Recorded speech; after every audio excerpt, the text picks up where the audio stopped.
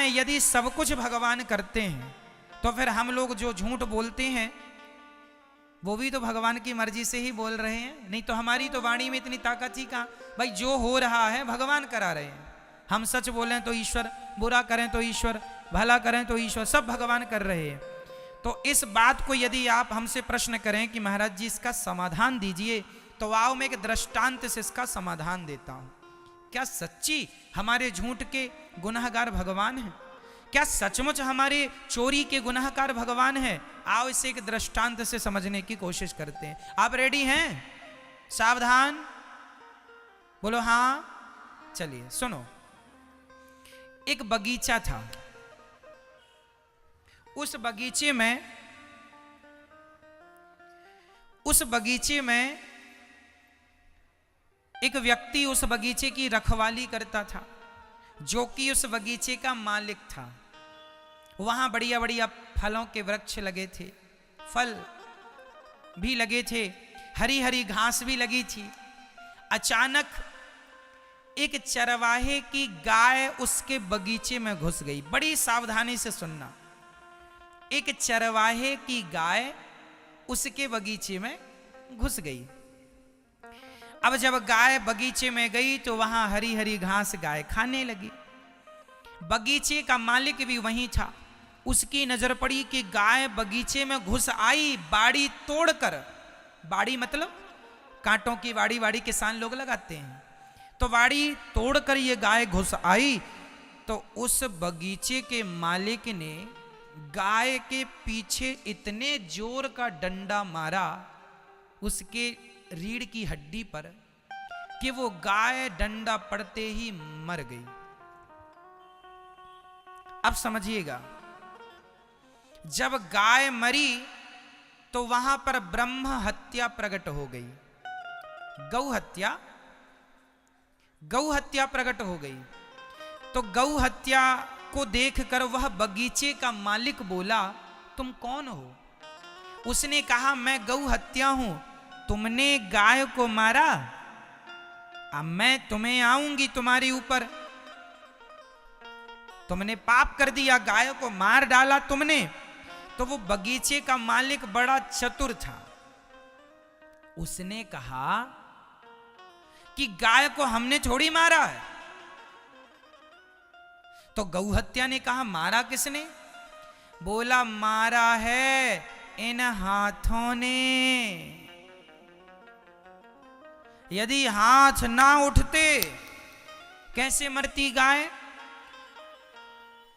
तो जिम्मेदार ये हाथ हैं। तो हाथों के देवता कौन? इंद्र। हाथों के देवता शरीर के हर अंग के देवता होते हैं। तो हाथों के देवता कौन? तो उस बगीचे के आदमी ने अपनी चतुराई से गौ हत्या से कहा कि ए हत्या, तू जा इंद्र के पास और इंद्र को लग जा। तो हत्या गई इंद्र के पास। अब इंद्र ने देखा, कौन हो? मैं गौ हत्या हूं। यहां क्यों आई हो? बोले, आपने मारा है गाय को।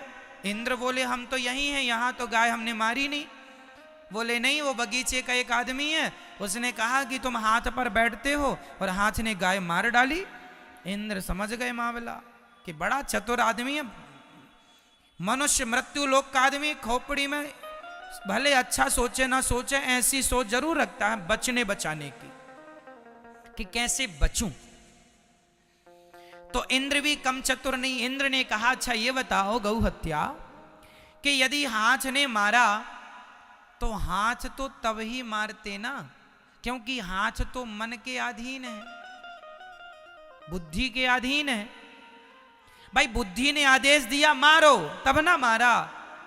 तो जाओ, बुद्धि के देवता भगवान ब्रह्मा है, जाओ ब्रह्मा जी के पास। अब हत्या ब्रह्मा जी के पास गई। ब्रह्मा जी, लो हमें। ब्रह्मा जी बोले, कहां से आई हो? बोले, मृत्यु लोक से, इंद्र के पास, इंद्र के पास से आपके पास। पूरा मामला ब्रह्मा जी ने समझा। ब्रह्मा जी बोले, एक काम करो, अरे बुद्धि भी क्या करती, हाथ भी क्या करते, यदि पांव ना चल के जाते तो गलती पांव की। पांव क्यों चल के गए? गाय तक चल के कौन गया?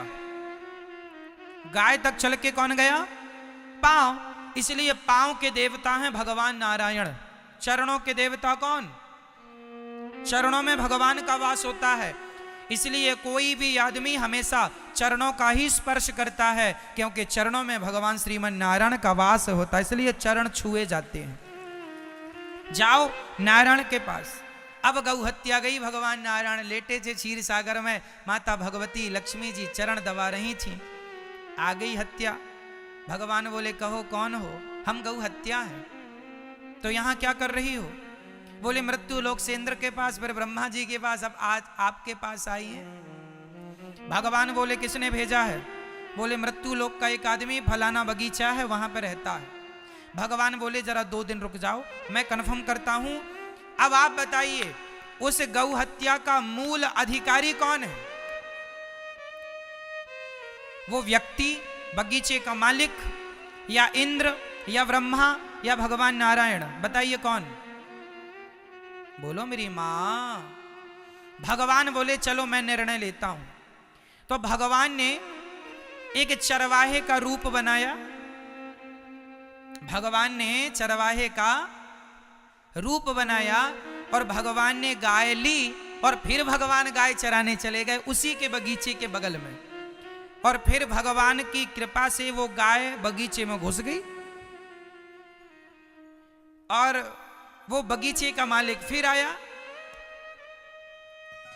और जब आया तो उसने गाय को फिर लाठी से मारना चाहा, तो भगवान ने रोका, भैया भैया हमारी गाय धोखे से घुसाई, जरा माफ करो माफ करो।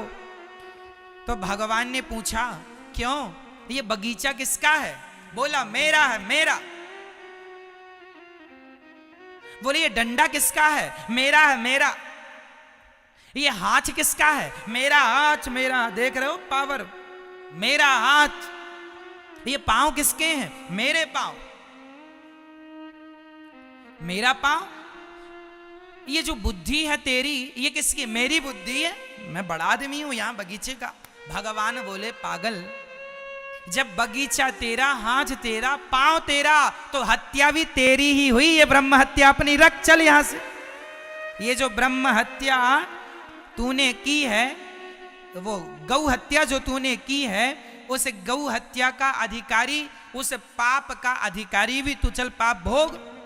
होशियार बन रहा है? सोचो, अब समझना इस बात की गहराई को।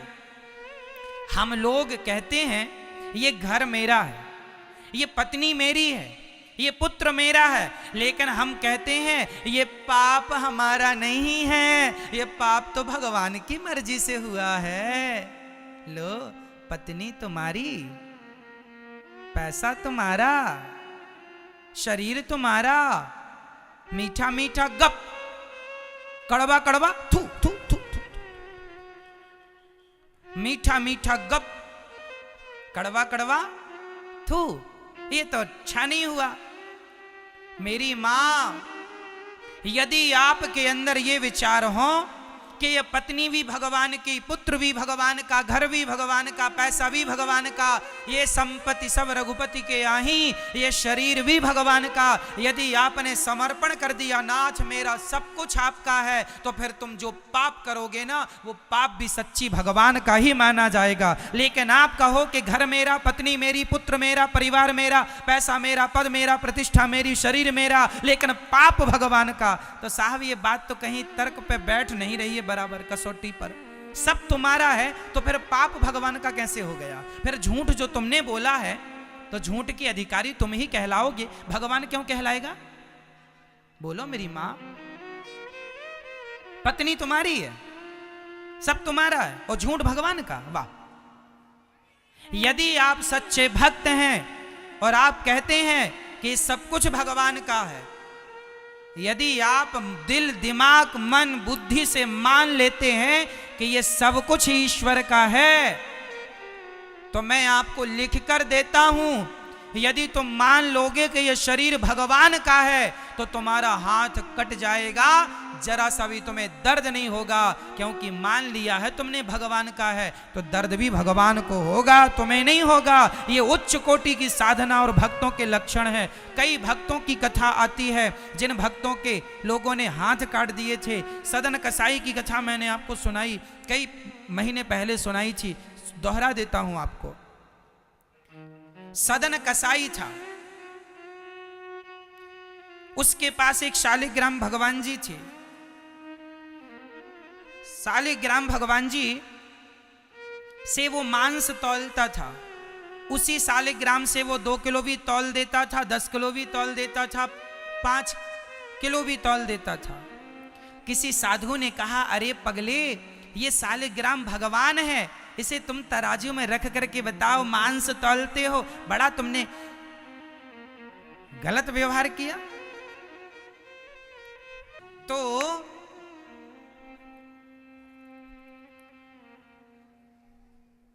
मेरी मां सदन कसाई जो थे, उन्होंने, संत जी ने कहा कि आपने भगवान को तराजू में रख के मांस तौला, ये तो भगवान का बड़ा अपमान कर दिया आपने। एक काम करो, ये भगवान जी हमें दो, हम इनकी पूजा करेंगे, दूध दही बढ़िया।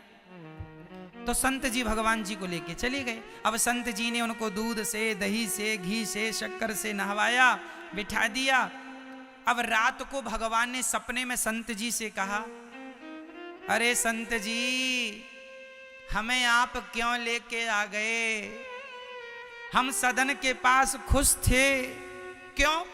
बोले वो हमें रोज झूला झूलाता था तराजू में, रोज झूला झूलने का मन करता, रोज तराजू ऊपर नीचे 50 बार झूला झूलाता, हम बड़े खुश थे उसके झूले में, और तुम यहाँ ले आके बिठाल दिए हमें, बस 2-4 मिश्री के दाने दे दिए, हो गया। हम संतुष्ट नहीं हैं आपके पास, हमें जल्दी दे के आओ।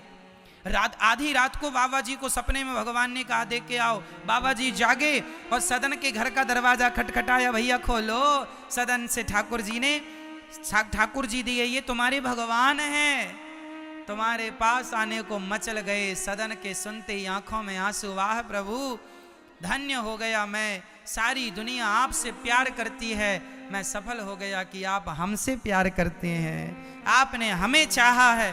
तुरंत ठाकुर जी को लेकर सदन जगन्नाथ चल पड़े। कहां चल पड़े? जगन्नाथ जी की ओर। जगन्नाथ जी के ओर जब निकले, चलते चलते चलते चलते पूरा दिन चले। शाम हुई तो एक गांव के निकट एक घर था। उस घर में एक महिला और एक पुरुष रहा करते थे। वहीं एक बढ़िया छाया थी पेड़ की। तो सदन को लगा कि आज रात यहीं विश्राम कर लें। तो घर में भिक्षा मांगी, भैया भिक्षा दो। तो उन्होंने भिक्षा दी और सदन ने भोग बना के ठाकुर जी को भोग लगाया, और सदन ठाकुर जी को विश्राम करा के अपना विश्राम करने लग गए। उस घर में जो महिला थी बड़ी सुंदर थी। उस महिला ने सदन को देखा, सदन भी बड़े सुंदर थे। उस महिला का दिल सदन कसाई में आ गया, सदन में आ गया। अब वो महिला सदन को देख कर ना, वो उसके संग शादी करने का सोचने लग गई। पर उसको लगा मेरा तो पति है। रात को जागी और सदन को जगाया, सुनो सुनो, तुम हमें बहुत पसंद हो, हम तुमसे शादी करना चाहते हैं। सदन बोला, अरे माँ, आप तो मेरी माता हो, मैं तो जगन्नाथ जी जा रहा हूं ठाकुर जी का दर्शन करने, मुझे कोई गृहस्थी नहीं बसानी, मेरा तो मन भगवान में लगा है, पर लगे रहने दो। उसने कहा अच्छा रुको, तुम्हें मेरे पति का डर है ना। उस महिला ने तलवार निकाली और अपना जो पति था उसे लगा कि जब तक ये जिंदा रहेगा तब तक ये आदमी मुझे नहीं मिलेगा। तो उसने तलवार निकाली और अपने सोते हुए पति की गर्दन काट दी। उस महिला ने, उसको लगा कि इसके कारण ये मना कर रहा है, तो अपने सोते हुए पति की उसने गर्दन काट दी। और सदन के पास आकर बोली, सुनो, हमने अपने पति को मार दिया, अब तुम्हें कोई टेंशन वाली बात नहीं, हम लोग इसे जमीन पे गाड़ देते हैं, आज से तुम हमारे पति बन जाओ। सदन बोले, बहन तुम मेरी माँ हो, बहन हो, बेटी हो, मैं गंदी निगाहें कभी नहीं करता। अब वो महिला बहुत अपने पैंतरे चलाई पर वो सक्सेस ना हो पाई। उसको लगा अरे मेरा तो पति भी चला गया और ये भी हाथ से निकला जा रहा। तो महिला ने चिल्लाना शुरू कर दिया, अपना त्रिया चरित्र चालू किया। अरे भैया बचाओ, गांव के लोग आए, क्या हुआ? बोले इस पुरुष ने मेरे पति को मार डाला। अब लो सदन कसाई पे झूठा आरोप लगा दिया। उसका पति का तो गर्दन कटी थी, इसने कह दिया मेरे पति को मार के मुझे पकड़ रहा है ये आदमी। लो भैया, सवेरा हुआ, गांव के लोगों ने सदन को खूब मारा और मार के राजा के सामने खड़ा किया। सदन बोले वाह भगवान, अच्छा पिटवाया आपने। ठीक है, जैसी आपकी इच्छा, कोई पाप हुआ होगा तो पिटवा रहे हो। सदन मुस्कुरा रहे हैं भीतर भीतर, ये ठाकुर जी की लीला है। वो समझ, देखो भक्त ना कभी ये नहीं सोचता कि अरे ये हो गया ना, वो ये समझ रहे हैं कि ये भगवान की कोई ना कोई लीला है। सदन को राजा के सामने खड़ा किया गया।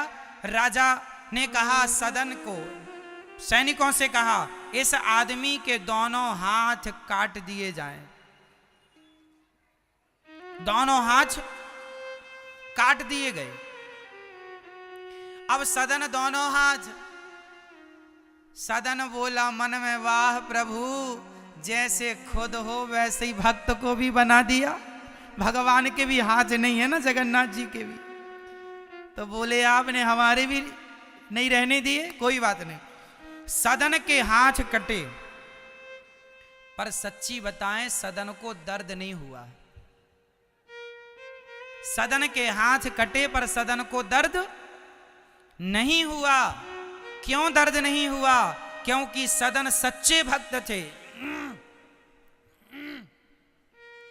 वो ये जानते थे कि जो हो रहा है वो भगवान की मर्जी से हो रहा है, जो कर रहे हैं जगन्नाथ जी कर रहे हैं, इसलिए पूर्ण विश्वास था। तो जो हो रहा भगवान जी, जो भक्त ये समर्पण कर दे कि नाथ मैं तो आपका हूं, आपने तो हाथ कटवाए जगन्नाथ जी, आप तो सिर भी कटवा देते तो भी मैं आपका ध्यान करना ना छोड़ता, भजन करना ना छोड़ता। शिकायत नहीं की कि तुमने हाथ कटवा दिए। उन्हीं कटे हाथों से भगवान जी के पास गए, और जब गए तो जगन्नाथपुरी पहुंचने के साथ ही भगवान जगन्नाथ जी ने अपने पुजारियों से कहा, मेरा भक्त आ रहा है, उसे पालकी पर बिठा करके लाओ। पुजारी पालकी लेकर गए, सदन को बिठाए पालकी पर, और पालकी पर बिठा कर लाए। और सदन ने जगन्नाथ जी को जैसे ही हाथ जोड़कर प्रणाम करना चाहा, अपने आप उनके हाथ उत्पन्न हो गए, प्रकट हो गए, ज्यों की त्यों हाथ आ गए उनके। तो सदन ने भगवान से सवाल किया कि प्रभु जब हाथ लौटाने ही थे आपको तो कटवाए क्यों? तब भगवान बोले, बेटा ये तुम्हारे पूर्व जन्म का पाप था, उस पाप के कारण तुम्हारे हाथ कट गए। कौन सा पाप था?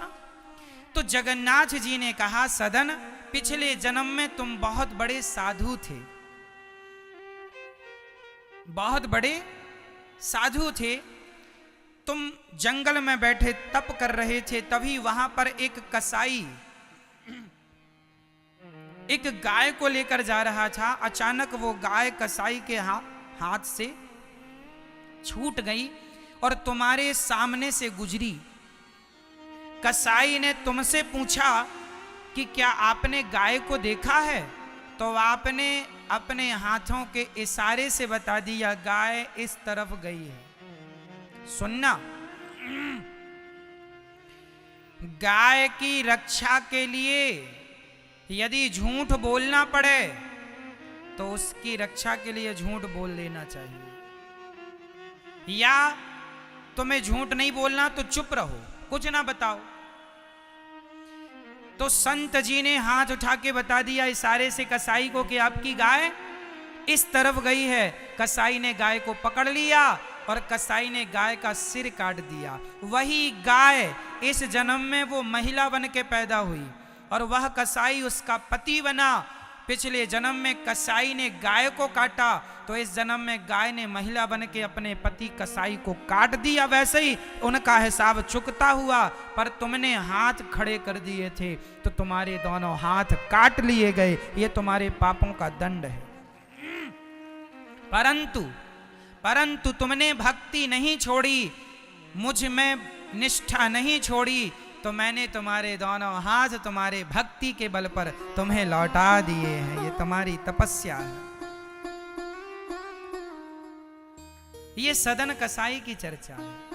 ये कथा हमने आपको क्यों सुनाई? ये हमने इस उत्तर पर सुनाई कि भगवान, आपने झूठ बोला, हमने चोरी की, तो हमारी चोरी का जिम्मेदार भगवान नहीं है, हमारे पाप के जिम्मेदार भगवान नहीं है, हमारे पाप के जिम्मेदार हम स्वयं हैं। कब हैं? जब आप ये कहते हैं कि ये पत्नी मेरी, पुत्र मेरा, परिवार मेरा, जब सब तेरा है तो तेरे द्वारा किया गया पाप भी तेरा है। लेकिन आप ये मान लें सच्चे हृदय से कि प्रभु ये सब आपका है, तो फिर आपका हाथ भी कट जाएगा तो दर्द नहीं होगा, क्योंकि आपने अपने आप को समर्पित कर दिया है भगवान के चरणों में कि प्रभु अब मैं आपका हूं, अब मैं आपका हूं। समर्पण हो जाएगा, तब ये बात लागू होगी कि फिर जो तुम बोल रहे हो, कर रहे हो, वो भगवान की इच्छा से हो रहा है।